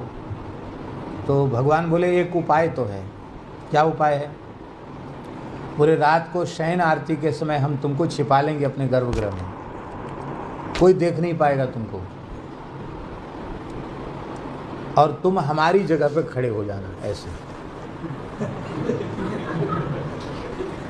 कोई नहीं पहचान पाएगा कि तुम नामदेव हो, सब यही कहेंगे कि पंढरीनाथ भगवान, ऐसे खड़े हो जाना। बस एक बात है, हिलना डुलना नहीं। हाँ, हिलोगे डुलोगे तो भेद खुल जाएगा। हमारे लिए इतना तो कर लो, और हम रात को ही तुम्हारे घर पे जाके सोएंगे, सवेरे मंगला होगी, सब काम घर पे ही होंगे, और तुम्हारी माँ के हाथ से ही सब पूरा ग्रहण करेंगे।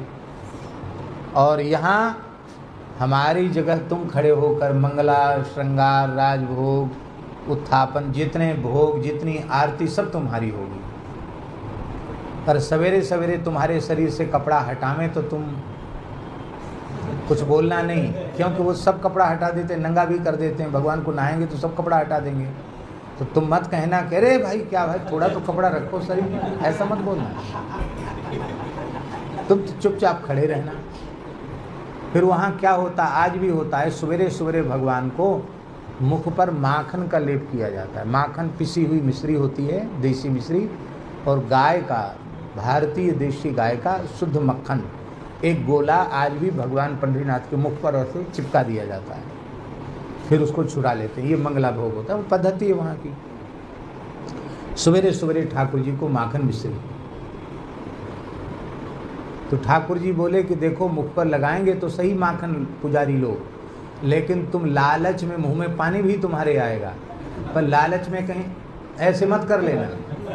कहीं खा लिया, जीभ फेर लिया तो फिर लोग पीटेंगे तुमको, ए भगवान कहाँ चले गए, नामदेव यहाँ के कहाँ से खराब हो गया। इसलिए बहुत सावधानी रखना। फिर तुमको दूध से स्नान कराएंगे, पोछेंगे, मालिश करेंगे, वस्त्र पहनाएंगे। और भगवान ने अपने स्वरूप में नामदेव जी को श्री मंदिर में खड़ा कर दिया और स्वयं वहाँ चले गए। अब वहाँ पाते और हर आरती का दर्शन करने भगवान खुद आते। भगवान मंगला दर्शन करने भी आए। नामदेव जी को खड़ा देख के मंगला दर्शन करके भगवान यहाँ लोग, वाह मेरा प्यारा नामा कितना बढ़िया लग रहा मेरे स्वरूप। और भगवान की लीला सबको नामदेव जी नहीं दिखाई पड़ रहे हैं, सबको भगवान पंढरीनाथ ही दिखाई पड़ रहे हैं। यह है भक्त का भगवान के साथ अभेद। और शयन हो गया तो ठाकुर जी अपनी जगह पे आके खड़े हो गए। नामदेव जी का जाओ अपने घर जाओ। बोलो भक्त वत्सल भगवान की। अब देखो भगवान ने अर्चावतार रूप से कितनी विलक्षण लीला की। जतिपुरा में श्री गोपाल जी श्रीनाथ जी विराज रहे और ठाकुर जी को इच्छा हुई कि वहीं गिरिराज जी में टोंड़ का घना है। टोंड़ का घना एक जंगल है, गिरिराज जी के निकट ही है, भरतपुर जिले में आता है टोंड़ का घना, हमारी गौशाला से आसपास ही है। तो भगवान को इच्छा हुई कि हम टोंड़ के घने में आएं, क्योंकि श्री राधा रानी का संकेत हुआ था कि हम गोपियों के सहित सखियों के सहित वहाँ आकर आपको छाक आरोगाएंगे। तो भगवान को वहाँ जाने की इच्छा थी और अब जाएं कैसे, कोई ना कोई तो लीला करनी पड़ेगी। तो जैसे ही श्री गोसाई विठलनाथ जी मंदिर में प्रवेश किए कि ठाकुर श्रीनाथ जी थर-थर कांपने लगे। भगवान को कांपते हुए देख करके उनको वात्सल्य भाव की उपासना, उनको बड़ा भय हुआ। अब उन्होंने कहा, अरे प्रभु जय जय, आपको क्या हो गया, जूड़ी आ गई, बुखार आ गया, ताव आ गया, क्या इतने कांप क्यों रहे हैं। ठाकुर जी बोले, गोसाई जी बचाओ बचाओ, क्या हुआ। बोले म्लेच्छ आया, म्लेच्छ आया, म्लेच्छ आया। उस समय मुसलमानों का बड़ा उपद्रव था, मंदिर तोड़ देते थे, विग्रहों को खंडित कर देते थे। तो घबरा गए कि यहाँ हो सकता है कोई उपद्रव आ गया हो गिरिराज जी के पर्वत पे। बोले प्रभु फिर क्या किया जाए। बोले हमको सुरक्षित जगह ले चलो। कहाँ ले चलें। तो ठाकुर जी बोले हमको टोंड़ के घने ले चलो। तो अकिंचन थे संत, कोई बहुत व्यवस्था नहीं थी। अब तो सोना चांदी बहुत हो गया। उस समय कोई ठाकुर जी के पास पालकी सवारी भी नहीं थी, बैलगाड़ी तक नहीं थी ठाकुर जी के पास, किससे बैठ के जाएंगे श्रीनाथ जी के पास। तो बोले भाई इकट्ठी करो। किसी ने गाड़ी भी नहीं दी, टूटी गाड़ी थी। तो सद्दू पांडे थे, सद्दू पांडे, आने और ग्राम के ब्रिजवासी, वो बड़े भक्त थे श्रीनाथ जी के। उन्होंने कहा बाबा हम पे एक भैंसा बुग्गी, भैंसा गाड़ी, तो एक भैंसा तो मर गया हो, गाड़ी टूट गई, एक भैंसा है जिंदा। गरीब आदमी है हम, एक भैंसा गाड़ी है। भैंसा है, गाड़ी नहीं, भैंसा ही है, एक ही भैंसा है और तो कोई सुविधा नहीं है। ठाकुर जी से कहा भाई तो कोई वाहन की व्यवस्था तो है नहीं, एक भैंसा है। भगवान बोले हाँ हाँ, हमारी गृहिणी हैं श्री यमुना जी, उनके भाई जमराज हमेशा भैंसा पर बैठते हैं, हम थोड़ी देर के लिए भैंसा की सवारी कर लेंगे तो क्या हानि है। अब भैंसा लाओ, उसी पर बैठकर चलेंगे टोंड़ के घने। ये धाम के जीवों की महिमा है कि धाम में भैंसा के रूप में जन्म लेने पर भी भगवान के श्रीअंग के स्पर्श का सौभाग्य प्राप्त हो। गोविंद कुंड के जल से उस भैंसे को स्नान कराया गया और इत्र की मालिश उसके शरीर पर की गई, सुगंधित इत्र, क्योंकि भगवान को दुर्गंध नहीं आनी चाहिए। सुकोमल बिछौना बिछाया गया, उस पर ठाकुर जी विराज गए। अब मर्यादा की सेवा वहाँ गोसाई जी के अतिरिक्त श्रीअंग का स्पर्श कोई कर नहीं सकता, पर ठाकुर जी श्री कुमन दास जी, चतुर्भुज दास जी को कृतार्थ करना चाहते थे। इसलिए ठाकुर जी बोले, हे वे भैंसों तो भाग रहो, बिचक रहो है, हमें तो डर लग रहा हो, मैं गिर जाऊंगा, तो क्या करें। भैंसा तो चले गई, ऐसे जैसे चलता वैसे चलेगा। तो दाहिनी भुजा श्री कुमन दास जी ने पकड़ ली भगवान की, बाईं भुजा उनके पुत्र चतुर्भुज दास जी ने पकड़ ली और भगवान वहाँ गए, झाड़ियों में होके निकल के गए।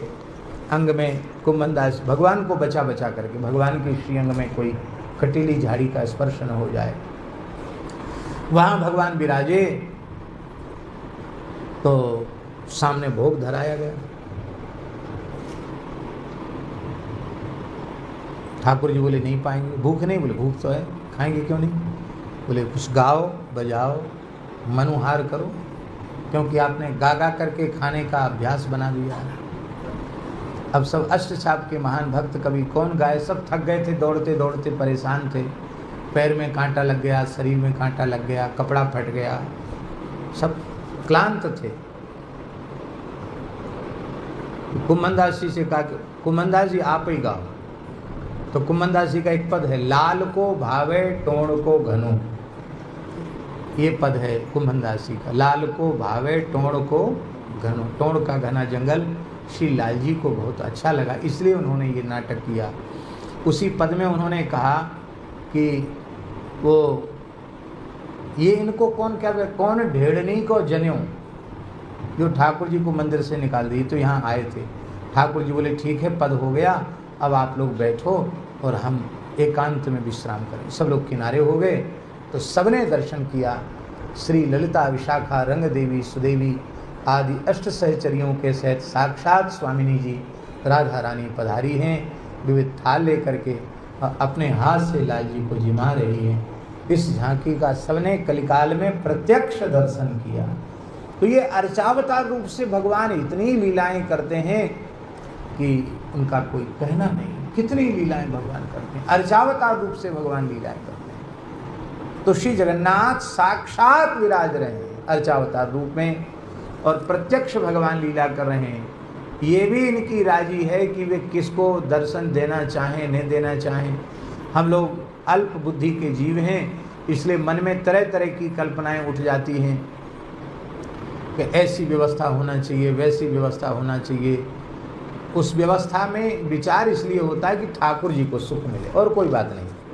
ठाकुर जी को सुख मिले और श्री ठाकुर जी के जनों को सुख मिले, और कोई अपना स्वार्थ नहीं है। लेकिन अंत में बात यही आती, भैया जगन्नाथ हैं, इन पर काऊ को जोड़ना है, ये जैसा चाहेंगे वैसा ही होगा। इसलिए ठीक है, ये भी एक आनंद है, ये भी भगवान जगन्नाथ जी का विलक्षण उनकी कृपा है। और ऐसी ही कृपा करुणा हम सब पर श्री जगन्नाथ भगवान की सदा सर्वदा बनी रहे।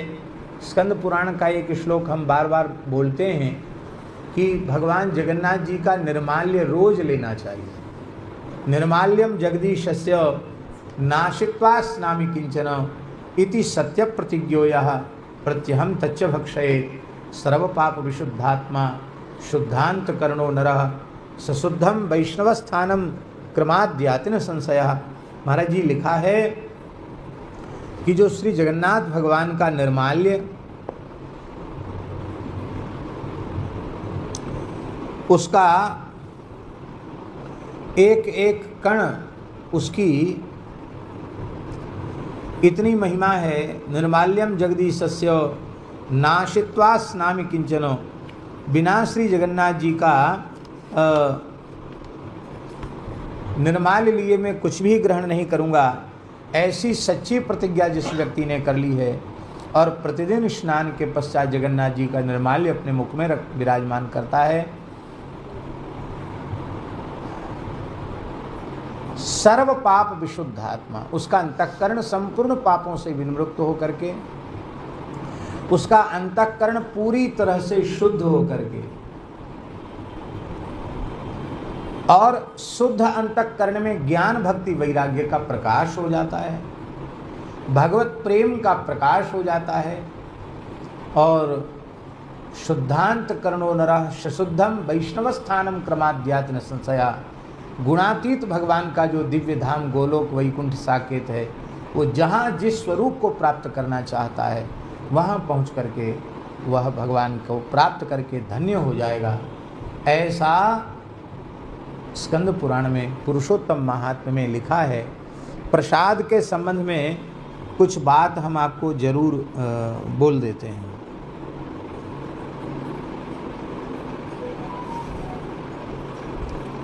और उसको कह कर के हम पूरा कर देते हैं। अभी अभी हमारे नित्य पाठ में जो श्लोक आए उसमें हम ये बोल रहे हैं, और यह ग्रंथ है देवी भागवत। एक बात हम बड़ी विनम्रता पूर्वक निवेदन कर रहे हैं, वैष्णवों के ही चरणों में प्रणाम करके निवेदन कर रहे हैं, जिसमें किसी के मन में कोई पीड़ा न पहुंचे। कई बार ऐसा होता है कि हम लोग कहते हैं भैया हम तो वैष्णव हैं, हमको केवल भगवान की ही विशेष महिमा जिसमें है उसी को हमको पढ़ना चाहिए, दूसरा हमको नहीं पढ़ना चाहिए। और बात सही भी है, क्योंकि दूसरा कुछ पढ़ने से बुद्धि में भ्रम उत्पन्न होने की संभावना बनी रहती है। इसलिए ठीक है, गुरु महाराज जो ग्रंथ पढ़ने के लिए कहें वही पढ़ना चाहिए। लेकिन दास के मन में ये विचार उत्पन्न हुआ कि भगवान कृष्ण द्वैपायन व्यास जी के जितने पुराण हैं उनका मूल पारायण एक बार करना चाहिए। तो भगवत कृपा से अनेकों पुराणों के पारायण हो चुके हैं, 2-3 बकाया होंगे तो वो भी हो जाएंगे भगवत कृपा से। तो देवी भागवत जी का पारायण हमने नहीं किया था, हमने कभी पढ़ा भी नहीं था। हम सोच रहे थे उसमें तो खाली देवी जी की ही महिमा होगी, पर इतनी वैष्णवता के महिमा के श्लोक इतने अधिक हमको मिले। श्री राधा रानी की महिमा, श्री नित्य गोलोक धाम की महिमा, श्री गोलोक विहारी श्री कृष्ण की महिमा, उनके प्रसाद की महिमा, गंगा जी की उत्पत्ति का चरित्र तो बड़ा अद्भुत मिला देवी भागवत में। स्वयं राधा कृष्ण ही द्रवीभूत होकर गंगा जी के रूप में प्रकट हो गए और गंगा जी को बहुत प्रिय सखी श्री ठाकुर गोलोक बिहारी श्री कृष्ण की कहा गया। बड़ा अद्भुत आया। तो प्रसाद की कुछ बात विशेष है, वैसे श्लोक तो बहुत मिले लेकिन कुछ मैंने लिख लिए। और वो जगन्नाथ जी वाली डायरी दूसरी है जिसमें डायरियाँ भी इधर उधर हो जाती हैं, पता नहीं चलता। पहले लिखते थे विष्णोर निवेदितम चैव नैवेद्यम वा फलम जलम प्राप्ति मात्रेण भोक्तव्यम त्यागेन ब्रह्मा भवेत।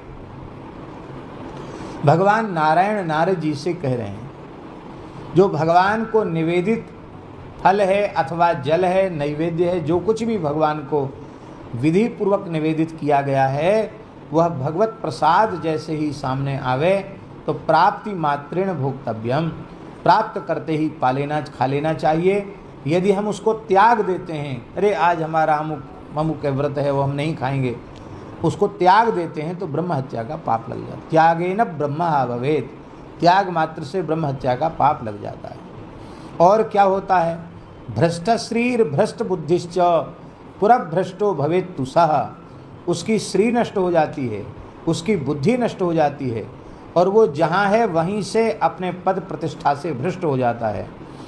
यस त्यजेत विष्णु नैवेद्यम भाग्य नोपस्थितम शुभम प्राप्ति मात्रेण यो भुंक्ते भक्तो विष्णु निवेदितम। कहते हैं जो भाग्य से उपस्थित भगवान के प्रसाद का, महाप्रसाद का त्याग कर देता है, भगवान को निवेदित पदार्थ का त्याग कर देता है, तो वह अत्यंत अपराधी जीव है। इसलिए प्राप्ति मात्रेण यो भुंक्ते, जो प्राप्ति मात्र से ही ग्रहण कर लेता है वो भगवान का भक्त हो जाता है। भगवान उसको भक्त की श्रेणी में स्वीकार कर लेते हैं। और ऐसा वैसा भक्त नहीं, सामान्य भक्त नहीं, पुंसाम सतम समुद्धृत्य जीवन मुक्त स्वयं भवेत्। प्रसाद में ऐसी निष्ठा रखने वाला अपने सैकड़ों मनुष्यों का उद्धार करके स्वयं जीवन मुक्त हो जाता है। नैवेद्यम भोजनं कृत्वा नित्यम यह प्रणवेद धरिम। भगवान का प्रसाद देखते ही उसको प्रणाम करना चाहिए। अब प्रसाद पाने के बाद भगवान को प्रणाम करना चाहिए कि प्रभु हम आपके अधरामृत के अधिकारी नहीं थे, पर आपने कैसी कृपा करुणा करी, हमारे जैसे अधमाधम जीव को आपने अपना अधर सुधारस प्रदान कर दिया। क्योंकि भगवान पाते हैं तो भगवान के अधर का अमृत उसमें लगा हुआ है, आपने अपना अधरामृत हमको प्रदान कर दिया। इतना ही नहीं, पूजयेत स्तौति वा भक्त्या सविष्णु सदृशो भवेत्। प्रसाद का पूजन करे, स्तवन करे, भगवान को प्रणाम करे, वो भगवान के सदृश ही हो जाता है। तत्पर्श वायुना सद्यस तीर्थौ घस्त विशुद्ध्यति। उसके शरीर को स्पर्श करके जो वायु बहती है उससे संपूर्ण वातावरण पवित्र हो जाता है। उसके शरीर की, प्रसाद निष्ठ भक्त के शरीर को छूकर जो वायु बहती है वो वायु भी अन्य अपवित्र जीवों को पवित्र कर देती है। और तीर्थ भी उस जीव के प्रसाद निष्ठ, जिसकी प्रसाद में निष्ठा है, ऐसे प्रसादनिष्ठ जीव के स्पर्श से तीर्थ भी पवित्र हो जाता है। इतना ही नहीं, तत्पाद रजसा मूढ़ सद्य पूता वसुंधरा, ये नारद जी और श्री नारायण भगवान का संवाद चल रहा। उस संवाद के भीतर ये इंद्र को श्री दुर्वासा जी महाराज बोल रहे हैं ये सब बात। तो दुर्वासा जी इंद्र को मूढ़ कहकर संबोधित कर रहे हैं, क्योंकि उसने भगवान की प्रसादी माला का तिरस्कार किया था। इसलिए तत्पाद रजसा मूढ़ सद्य पूता वसुंधरा, जिसकी भगवान के प्रसाद के प्रति अत्यंत आदर बुद्धि है और भगवान का प्रसाद ही ग्रहण करता है, भगवान का प्रसादी वस्त्र, भगवान का प्रसादी जल, भगवान को निवेदित फल अमनिया ग्रहण न करे, जो कुछ ग्रहण करे सब भगवत प्रसाद रूप में ही जो सेवन करता है, प्रसाद सेवन का दृढ़ व्रत जिसने लिया हुआ है, ऐसे भक्त की चरण रस से पवित्र हो जाती है धरती। और पुष्चल्यन्नम अवीरान्नम शूद्र श्राद्धान्न में विचो इत्यादि कई श्लोक हैं, उनको हमने लिखा नहीं, 31 से 36 तक। ऐसे अपवित्र से अपवित्र व्यक्ति के अन्न भी पवित्र हो जाते हैं। एते सर्वे विशुद्ध्यन्ति विष्णुर नैवेद्य भक्षणात्, इसलिए स्वपचश्चेद विष्णु सेवी वंशानाम कोटि मुद्धरेत, यदि स्वपच कुल में उत्पन्न होने वाला भी वैष्णव है, भगवत प्रसाद लेने वाला है और भगवान के नाम का आश्रय लेने वाला चांडाल कुल का भक्त है, स्वपच कुल का भक्त है, तो वो भी अपना उद्धार नहीं, वंशानाम कोटि मुद्धरेत, अपने करोड़ों वंशों को पवित्र कर देता है, उद्धार कर देता है। अज्ञानात् यदि गृह्णाति विष्णोर निर्माल्यमेव हरेर भक्तो मनुज स्वयं चु रक्षितुमक्षमः, जो भगवान का भक्त नहीं है वह अपनी रक्षा नहीं कर सकता, किंतु अज्ञान पूर्वक भी जगन्नाथ जी का महाप्रसाद कोई ले लेता है, निर्माल्य ले लेता है, तो कहते हैं सप्त जन्मार्जितात् पापान मुच्यते नात्र संशया, अज्ञान पूर्वक ले ले तो 7 जन्म के पाप नष्ट हो जाते हैं जगन्नाथ जी का प्रसाद लेते हैं। कितने जन्म के? और श्रद्धा पूर्वक, भावना पूर्वक, भाव पूर्वक, प्रेम पूर्वक जगन्नाथ जी का, भगवान का निर्माल्य ग्रहण करे, भगवान का प्रसाद ग्रहण करे, तब तो फिर उसके पुण्य की कोई महिमा ही, उसकी कोई सीमा ही नहीं है। ज्ञात्वा भक्त्याच ग्रहणाति विष्णोर नैवेद्यमेव चो कोटि जन्मार्जितात् पापान मुच्यते निश्चितम हरे, करोड़ों जन्मों के पाप उसके नष्ट हो जाते हैं।